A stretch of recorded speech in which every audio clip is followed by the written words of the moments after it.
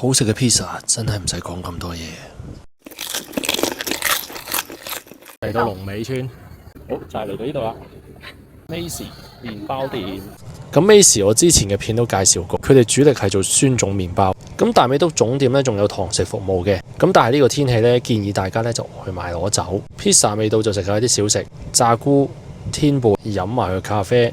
第一個食嘅係 mozzarella， 最初以為佢焗出嚟嘅麵包個底會好厚，好似酸種麵包咁脹卜卜，但係又唔係喎，好似呢個竹炭 pizza 咁，都係以薄脆底為主。佢嘅芝士啦、大菇啦，仲有呢個火箭菜加埋呢個竹炭餅底咧，非常平衡，幾好食嘅。好明顯呢個唔係意大利式嘅 pizza 啊，個菠蘿 pizza。呢個夏威夷 pizza 用嘅咧係新鮮菠蘿，所以好好食。有菠蘿 pizza 真係好好食啦。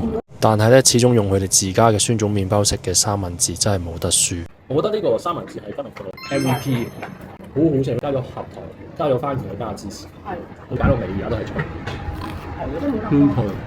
你又會唔會為咗一個 pizza 走到入大美督呢？